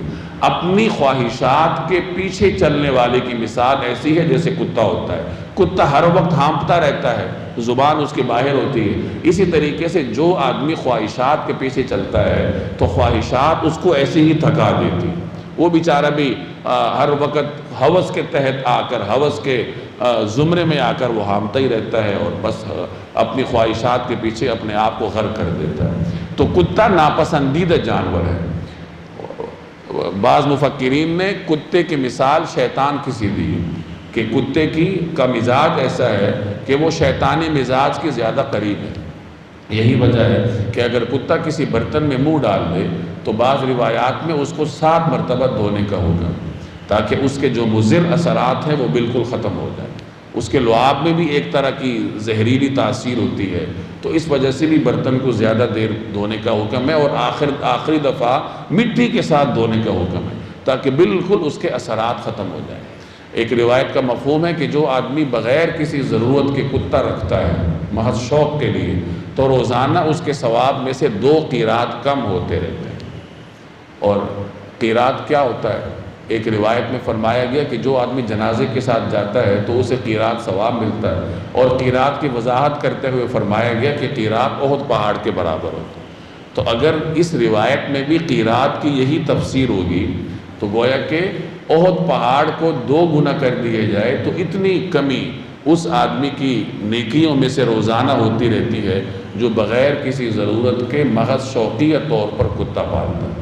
ہاں اگر کوئی ضرورت کی وجہ سے پالتا ہے، جیسے کھیتی کی ضرورت ہے حفاظت کی، یا گھر کی حفاظت کے لیے رکھا ہوا ہے، تو حفاظت کے لیے پھر اللہ تبارک و تعالیٰ نے گنجائش دی ہوئی ہے، روایات میں اس کا استثناء موجود ہے۔ تو کتا ناپسندیدہ جانور ہے، لیکن ایسا ناپسندیدہ جانور بھی اچھی صحبت میں جا کر ایسا پسندیدہ ہو گیا کہ اللہ تبارک و تعالیٰ نے قرآن کریم میں اس کا ذکر کیا۔ اس سے معلوم ہوا کہ صحبت انسان کو کس طریقے سے کندن بناتی ہے، کہ ایک آدمی اگر گناہوں میں لت پت ہے اور وہ نیک صحبت میں چلا جائے تو نیک صحبت اس کے گناہوں کے اثرات کو بالکل ختم کر دیتی ہے۔ اس کی سب سے بڑی مثال صحابہ کرام کی۔ صحابہ کرام کو اللہ تبارک و تعالی نے جو اتنا بلند مقام عطا کیا تھا وہ رسول اللہ صلی اللہ علیہ وسلم کی صحبت کی برکت سے تھا۔ یہی وجہ ہے کہ بعد میں آنے والے جو بھی کر لیں لیکن وہ عمل میں صحابہ کے برابر نہیں پہنچ سکتے۔ مقدار میں تو آپ آگے بڑھ جائیں گے کہ ایک صحابی نے 2 سال نمازیں پڑھی ہیں، آپ 60 سال پڑھ لیں گے، لیکن عمل کے ثواب میں کوئی امتی صحابہ سے آگے نہیں بڑھ سکتا۔ جیسے ایک حدیث کا مفہوم ہے کہ لا تسبوا اصحابی، میرے صحابہ کو برا بھلا مت کہو، والذی نفسی بیدی، قسم اس ذات کی جس کے قبضے میں میری جان ہے، لو ان احدکم انفق مثل احد ذهبا، اگر تم میں سے کوئی آدمی احد پہاڑ کے برابر سونا خرچ کرے اللہ کے راستے میں تو وہ صحابہ کے خرچ کیے ہوئے 1 مد یا اس کے نصف تک بھی نہیں پہنچ سکتا۔ مد اس زمانے میں پاؤ سمجھ لیجیے، یہ ہماری مسجد کی دیوار پر وہ جو سامنے برتن لگا ہوا ہے یہ مد ہے۔ یعنی اس زمانے میں مدینہ منورہ میں مد کا جو پیمانہ تھا وہ یہ برتن تھا. یعنی ایک صحابی اس برتن کے جتنا مال اللہ کے راستے میں خرچ کرتا ہے اور بعد میں آنے والا احد پہاڑ کے برابر مال خرچ کرتا ہے، تو احد پہاڑ کے برابر خرچ کیا ہوا مال صحابی کے خرچ کیے ہوئے تھوڑے سے مال کے برابر بھی نہیں ہو سکتا. اس میں مقدار میں تو آپ بڑھ جائیں گے، لیکن جتنے بھی بڑھ جائیں کیفیت اور صحابہ کے عمل کا جو وزن ہے اس تک کوئی آدمی نہیں پہنچ سکتا. اب اتنا بڑا مقام اللہ نے عطا کیا وہ صحبت کی وجہ سے. جناب رسول اللہ صلی اللہ علیہ وسلم کی صحبت نے ان کو ایسا کندن بنایا کہ بعد میں آنے والے ان کی برابری اور ہمسری کا سوچ بھی نہیں سکتے. تو معلوم ہوا کہ انسان کو اپنے زمانے میں نیک صحبت تلاش کرنے کی کوشش کرنی چاہیے. نیک صحبت انسان کو جہاں دنیا میں فائدہ دیتی ہے وہاں اس کے لیے آخرت میں بھی مفید ثابت ہوتی ہے. تو فرمایا وَكَلْبُهُمْ بَاسِطٌ ذِرَاعَيْهِ بِالْوَصِيلِ، اور ان کا کتا دہلیز پر اپنے دونوں ہاتھ پھیلائے ہوئے تھا. لَوِ اطَّلَعْتَ عَلَيْهِمْ، اگر تم انہیں جھانک کر دیکھتے، لَوَلَّيْتَ مِنْهُمْ فِرَارًا، تو ان سے پیٹ پھیر کر بھاگ کھڑے ہوتے. وَلَمُلِئْتَ مِنْهُمْ رُعْبًا، اور تمہارے اندر ان کی دہشت سما جاتی. یہ اللہ تبارک و تعالی مخاطبین سے فرما رہے کہ اے مخاطب، اگر تم ان کو جا کر دیکھتے.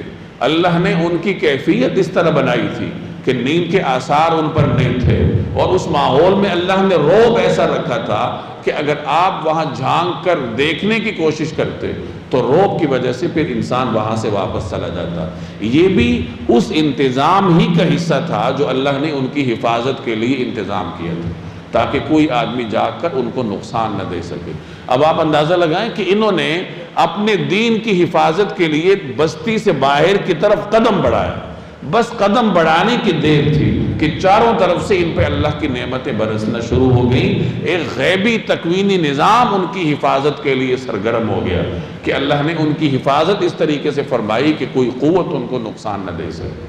وَكَذَلِكَ بَعَثْنَاهُمْ لِيَتَسَاءَلُوا بَيْنَهُمْ، اور اسی طرح ہم نے انہیں اٹھا دیا تاکہ وہ آپس میں ایک دوسرے سے پوچھ گچھ کریں. قَالَ قَائِلٌ مِّنْهُمْ كَمْ لَبِثْتُمْ، ان میں سے ایک کہنے والے نے کہا تم اس حالت میں کتنی دیر رہے ہوگے. قالوا، کچھ لوگوں نے کہا لبثنا یوماً او بعض یوم، کہ ہم ایک دن یا ایک دن سے کچھ کم رہے ہوں گے. قالوا ربکم اعلم بما لبثتم، دوسروں نے کہا تمہارا رب ہی بہتر جانتا ہے کہ تم کتنی دیر اس حالت میں رہے ہو. فبعثوا احدکم بورقکم هذه الى المدینہ، اب اپنے میں سے کسی کو چاندی کا یہ سکہ دے کر شہر کی طرف بھیجو. فلینظر، وہ جا کر دیکھ بھال کرے. ایھا ازکا طعاما، کہ اس کے کون سے علاقے میں زیادہ پاکیزہ کھانا ہے. فلیأتکم برزق من، پھر تمہارے پاس وہاں سے کچھ کھانے کو لے کر آئے. ولیتلطف ولا یشعرن بکم احدا، اور اسے چاہیے کہ ہوشیاری سے کام کرے اور کسی کو تمہاری خبر نہ ہونے دے. اب جس وقت وہ اٹھے ہیں، یعنی طویل زمانے تک، کوئی 300 برس تک سونے کے بعد جس وقت وہ اٹھے، تو اللہ تبارک و تعالی نے انہیں نیند سے اٹھانے کی ایک حکمت یہاں بیان فرمائی. وَكَذَلِكَ بَعَثْنَاهُمْ لِيَتَسَاءَلُوا بَيْنَهُمْ، کہ ہم نے انہیں اٹھایا تاکہ وہ آپس میں ایک دوسرے سے سوال کریں. یعنی جس طریقے سے معجزاتی طور پر اللہ نے ان کو سلایا تھا، اسی طریقے سے اللہ نے ان کو اٹھا دیا تاکہ ایک دوسرے سے سوال کریں اور اپنے سوئے رہنے کی مدت معلوم کر سکیں. اس سے ہوتا یہ کہ جب انہیں معلوم ہو جاتا کہ ہم اتنی طویل زمانے تک سوئے رہے اور اس کے باوجود بھی ہمارے اندر کوئی تبدیلی نہیں آئی، ہمیں کوئی نقصان نہیں پہنچا، تو وہ اللہ کی نعمت کو محسوس کرتے. یعنی اللہ کی نعمت کا استحضار ان کو ہوتا، انہیں اللہ کی نعمت کا احساس ہوتا، روحانی طمانینت ان کو حاصل ہوتی. تو روحانی طور پر اطمینان حاصل کرنے کے لیے آپس میں سوال جواب اور اس طریقے سے اپنے سوئے رہنے کے زمانے کی طرف اللہ تبارک و تعالی نے ان کی رہنمائی کی کہ کتنا عرصہ سوئے رہے ہو. اب ایک دوسرے سے سوال کیا، ایک نے کہا کتنا عرصہ سوئے رہے ہو، تو دوسرے نے کہا کہ دن کا ایک حصہ ہم سوئے ہوں گے. یعنی وہ صبح اگر سوئے تھے تو اب جب اٹھے ہیں تو شام کا وقت ہوگا، تو انہوں نے یہی سمجھا کہ صبح ہم سوئے تھے اور اب شام ہو گئی ہے، تو گویا دن کا ایک حصہ ہم سوئے رہے۔ دوسرے نے کہا کہ نہیں، ایسا معلوم ہوتا ہے کہ ہم پر 24 گھنٹے گزر چکے ہیں، کہ کل جس وقت ہم سوئے تھے تو 24 گھنٹے گزرنے کے بعد آج پھر وہی وقت ہے، تو ہم ایک دن سوئے رہے ہیں۔ اور کچھ لوگوں نے کہا کہ اللہ ہی بہتر جانتا ہے کہ تم کتنی دیر سوئے رہے ہو، سونے والے کو تو نہیں پتا ہوتا مجھے کتنی دیر ہو گئی ہے، اگر اس کے پاس وقت دیکھنے کی سہولت نہ ہو۔ تو انہوں نے کہا اللہ ہی کو بہتر پتا ہے کہ کتنی دیر سوئے رہے ہو، اب اس موضوع کو چھوڑو اور کوئی کھانے پینے کا انتظام کرو۔ جس وقت وہ گھر سے نکلے تھے غار میں آنے کے لیے، تو انہوں نے اپنے طور پر جو دستیاب وسائل تھے وہ اختیار کیے تھے، اپنے ساتھ کچھ کرنسی بھی لے گئے تھے، اور غار میں قیام کے دوران پھر سونے سے پہلے وہ کسی کو بھیجتے بھی رہے تھے کہ چپ کے اب کوئی کھانے کی چیز لے آئے۔ اب جس وقت وہ اٹھے ہیں تو کھانے کی فکر ہوئی۔ اب اندازہ لگائیں کہ 309 سال تک تقریباً وہ سوئے رہے، اور اتنے طویل زمانے تک سونے میں انہیں کھانے پینے کی طلب محسوس نہ ہوئی۔ سویا ہوا آدمی بھی 8-10 گھنٹے کے بعد پیاس کی وجہ سے اٹھ جاتا ہے، پیاس لگ جاتی ہے، بھوک لگ جاتی ہے، لیکن اللہ تبارک و تعالیٰ نے انہیں چونکہ اس مادی دنیا سے ہٹ کر سلایا تھا، معجزاتی طور پر سلایا تھا، اس لیے انہیں بھوک پیاس کا احساس نہ ہو۔ جیسے ہی وہ اٹھے ہیں، یعنی اس مادی دنیا کی طرف واپس آئیں، اس ماحول میں واپس آئیں، اب انہیں بھوک پیاس کا احساس شروع ہو گیا۔ تو آپس میں مشورہ کر رہے ہیں کہ کسی ایک کو بھیجو تاکہ وہ شہر سے کھانا لائے، وہ یہ دیکھے کہ اچھا کھانا کہاں سے ملتا ہے۔ اچھے کھانے کا مطلب کہ پاکیزہ حلال کھانا کہاں سے ملتا ہے، چونکہ وہ مشرکانہ ماحول تھا جس ماحول میں وہ سوئے تھے، اور ان کا تو یہی خیال تھا کہ باہر بھی مشرکانہ ماحول ہے، تو وہاں بہت سارے کھانے ایسے ہوتے ہوں گے جو حلال نہیں سمجھے جاتے ہوں گے، جیسے کوئی بتوں پر چڑھاوا ہے یا اور کوئی غیر اللہ کے نام کا ذبیحہ ہے۔ تو انہوں نے نصیحت کی بھیجنے والے کو کہ دیکھو یہ تلاش کر لینا کہ کس حصے میں، شہر کے کس علاقے میں پاکیزہ کھانا ملتا ہے، وہاں سے لے آؤ۔ مزید نصیحت یہ کی کہ دیکھو تھوڑا ہوشیاری سے کام لینا، کہیں ایسا نہ ہو کہ لوگوں کو ہمارے بارے میں پتہ چل جائے، اور جب پتہ چلے گا تو وہ ہم پر جبر کر کے ہم سے دین چھڑانے کی کوشش کریں گے، یعنی ہم آزمائش کا شکار ہو جائیں گے۔ تو اپنے دین کو محفوظ رکھنے کے لیے، اپنے آپ کو محفوظ رکھنے کے لیے اپنے آپ کو خفیہ رکھنا اور کسی کو کان و کان خبر نہ ہونے دینا۔ وَلْيَتَلَطَّفْ، یہ لفظ جو ہے یہ قرآن کریم کا نصف ہے، یعنی یہاں تک قرآن کریم کے کلمات اپنے نصف تک پہنچ جاتے ہیں۔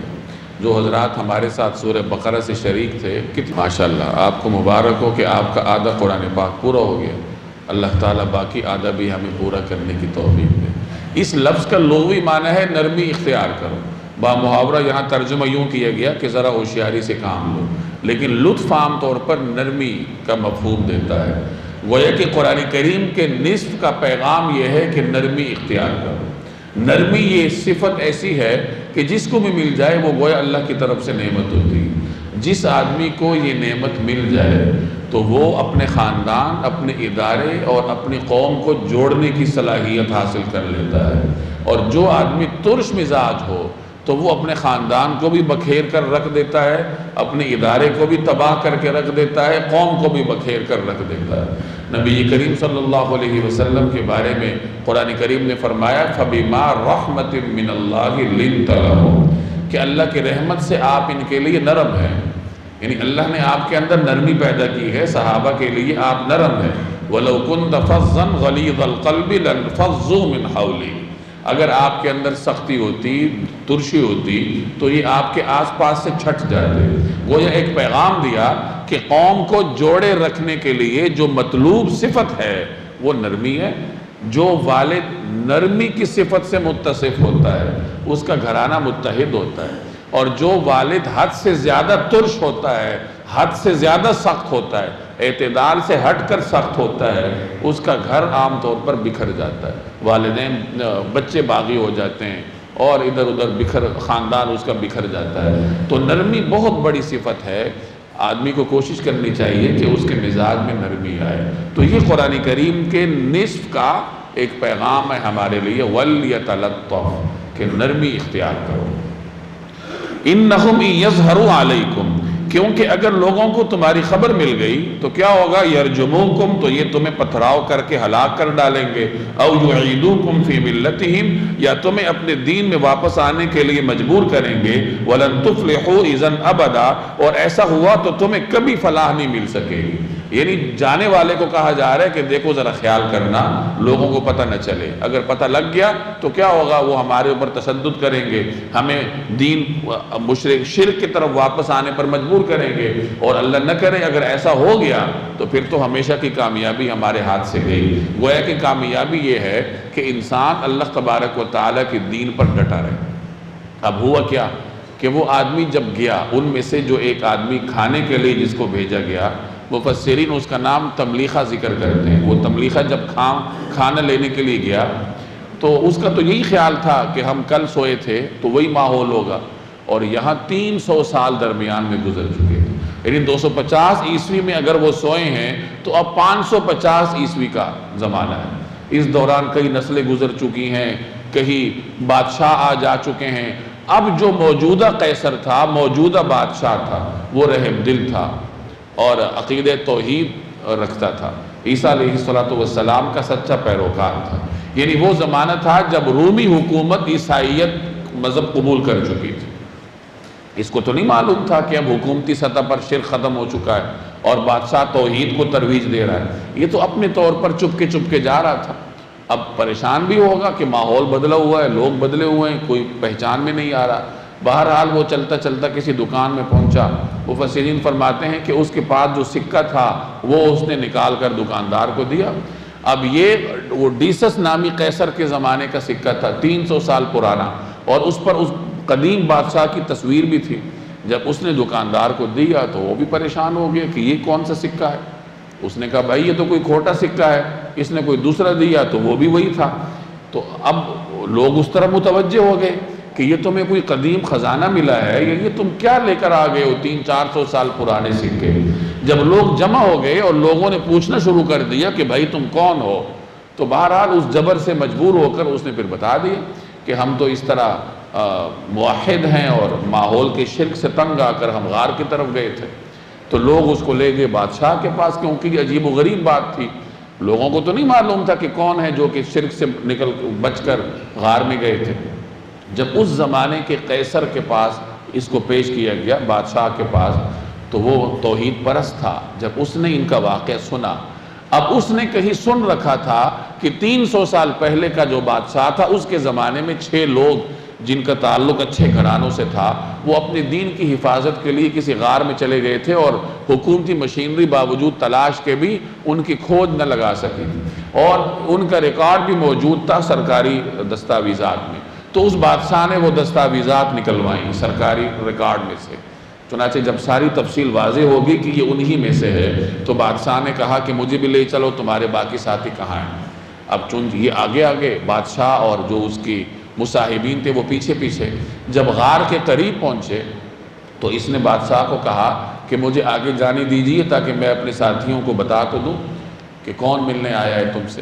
اور بعض مفسرین فرماتے ہیں کہ غار والوں کو احساس ہوا کہ یہ تو لوگ ہماری طرف آ رہے ہیں، تو وہ پریشان ہو گئے کہ ہمارے دوست جو گیا تھا کھانے کے لیے وہ رازداری نہ رکھ سکا، ہمارا راز کھل گیا، اب ہمیں گرفتار کرنے کے لیے آ رہے ہیں۔ تو انہوں نے نماز کی نیت باندھ لی تاکہ اگر موت آتی ہے تو نماز کی حالت میں آئے۔ کچھ مفسرین کہتے ہیں کہ وہ خاموشی سے لیٹ گئے۔ بہرحال جیسا بھی تھا، بادشاہ کی ان سے ملاقات ہو گئی۔ کچھ حضرات کا نقطہ نظر ہے کہ بادشاہ کے آنے سے پہلے ہی اللہ نے ان پر موت طاری کر دی، اور کچھ حضرات فرماتے ہیں کہ وہ غار سے باہر آئے، بادشاہ سے بات چیت کی، اور واپس آ کر جیسے ہی لیٹے تو اللہ تبارک و تعالی نے ان پر موت طاری کر دی۔ تو اس طریقے سے یہ ایک مکمل واقعہ ہے جو قرآن کریم نے مختصراً یہاں بیان کیا۔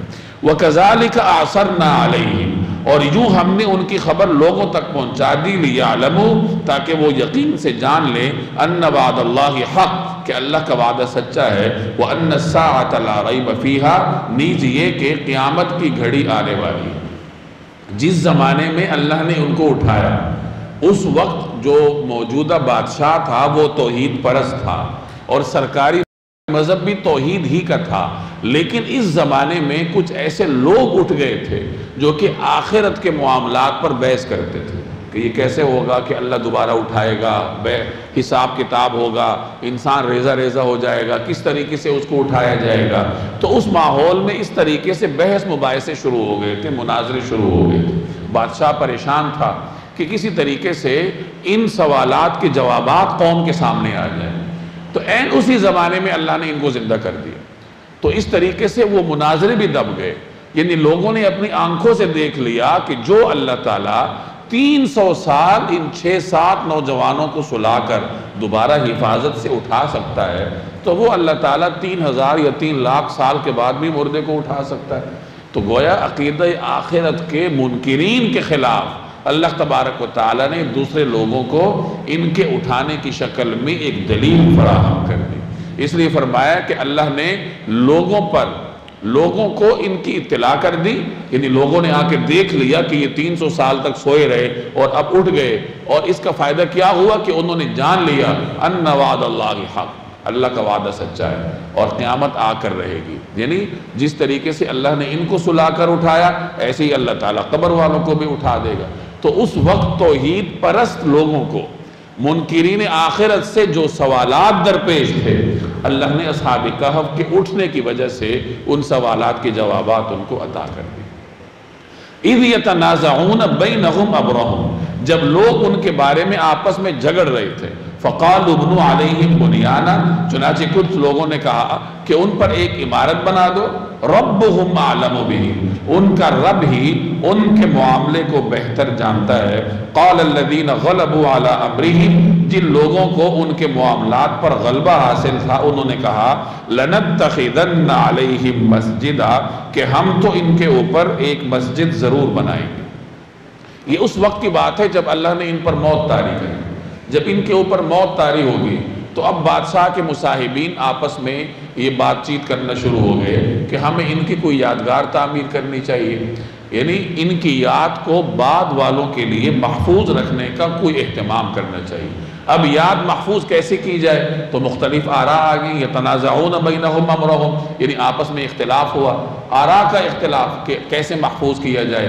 کسی نے کوئی رائے دی، کسی نے کوئی رائے دی، بہرحال کچھ لوگوں نے کہا کہ ہمیں ان کے لیے مسجد بنانی چاہیے، ان کی یادگار کے طور پر ان کے اس غار کے قریب کوئی مسجد تعمیر کرنی چاہیے، تاکہ آنے والے لوگوں کو پھر احساس ہو کہ انہوں نے اپنے دین کی حفاظت کے لیے اس طریقے سے قربانی دی تھی۔ تو اس واقعے کا اللہ تبارک و تعالیٰ نے اس آیت میں ذکر فرمایا۔ سَيَقُولُونَ ثَلَاثَةٌ، کچھ لوگ کہیں گے کہ وہ 3 آدمی تھے، رَابِعُهُمْ كَلْبُهُمْ، اور چوتھا ان کا کتا تھا، وَيَقُولُونَ خَمْسَةٌ، اور کچھ کہیں گے کہ وہ 5 تھے، سادسہم کلبہم، اور چھٹا ان کا کتا تھا، رجمن بالغیب، یہ سب اٹکل کے تیر چلانے کی باتیں ہیں، یعنی یہ ویسی ہی ہوائی باتیں۔ وَيَقُولُونَ سَبْعَةٌ، اور کچھ کہیں گے کہ وہ 7 تھے، وَسَامِنُهُمْ كَلْبُهُمْ، اور 8واں ان کا کتا تھا۔ قُلْ، آپ کہہ دیجئے، رَبِّي أَعْلَمُ بِعِدَّتِهِمْ، ان کی صحیح تعداد میرا رب ہی جانتا ہے، مَا يَعْلَمُهُمْ إِلَّا قَلِيلٌ، تھوڑے سے لوگوں کے سوا کسی کو ان کا پورا علم نہیں۔ فَلَا تُمَارِ فِيهِمْ إِلَّا مِرَاءً ظَاهِرًا، لہٰذا ان کے بارے میں سرسری گفتگو سے آگے بڑھ کر کوئی بحث نہ کیجئے، وَلَا تَسْتَفْتِ فِيهِمْ مِنْهُمْ أَحَدًا، اور نہ ان کے بارے میں کسی سے پوچھ گچھ کیجئے۔ اب یہاں اصحاب کہف کی تعداد کے بارے میں لوگوں کے اختلاف کا ذکر ہے۔ اب یہ لوگ کون ہیں؟ کچھ حضرات فرماتے ہیں کہ یہ نجران کے نصارہ کا ذکر ہے، جنہوں نے رسول اللہ صلی اللہ علیہ وسلم کے سامنے اصحاب کہف کی تعداد کے بارے میں کچھ بات چیت کی تھی، کچھ سوال جواب کیا تھا۔ تو ان عیسائیوں میں سے، یعنی عہد نبوی کے ان نجران کی عیسائیوں میں سے کچھ نے کہا کہ وہ 3 تھے، چوتھا ان کا کتا تھا، کچھ نے کہا کہ 5 تھے، چھٹا کتا تھا۔ اور ان 2 نقطہ نظر کے بارے میں قرآن کریم نے کہا کہ یہ ہوائی باتیں، اس کی کوئی دلیل نہیں۔ تیسرا گروہ کہتا ہے کہ وہ 7 تھے۔ اس 7 کے نقطہ نظر پر قرآن کریم نے کوئی تبصرہ نہیں کیا کہ یہ سچ تھا یا غلط تھا، یا اس کے اندر کوئی وزن ہے یا نہیں ہے، اور ہمیں ایک پیغام دیا کہ دیکھو ان کی تعداد کے پیچھے زیادہ پڑھنے کی ضرورت نہیں۔ فَلَا تُمَارِ فِيهِمْ إِلَّا مِرَاءً ظَاهِرًا، پہلے بتایا کہ ان کی صحیح تعداد تو اللہ ہی کو معلوم، اور لوگوں میں سے کم کو اللہ نے ان کی صحیح تعداد کا علم دیا۔ حضرت عبداللہ ابن عباس فرمایا کرتے تھے کہ ان کم لوگوں سے میں بھی ہوں، ان میں سے میں بھی شامل ہوں، مجھے ان کی صحیح تعداد کا علم ہے۔ ان کے نزدیک ان کی صحیح تعداد 7 تھی۔ تو بہرحال یہ زیادہ تر محققین کے ہاں اصحاب کہف کی تعداد 7 ہے۔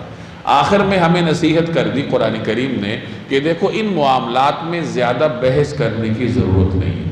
اس وقت جو عیسائیوں کا وفد آیا تھا تو ان کے بارے میں ہدایت دی گئی کہ دیکھو ان معاملات میں ان کے ساتھ بس سرسری سی گفتگو سے آگے نہ بڑھیے، اور ان کی تعداد کے بارے میں ان سے کوئی سوال بھی نہ کیجیے۔ سوال کرنے کی ضرورت نہیں ہے، کیونکہ مسلمانوں کو اللہ نے وحی کے ذریعے جب تعلیم کر دی ہے تو ان عیسائیوں سے مزید تعداد کے بارے میں سوال جواب کرنے کی ضرورت نہیں ہے۔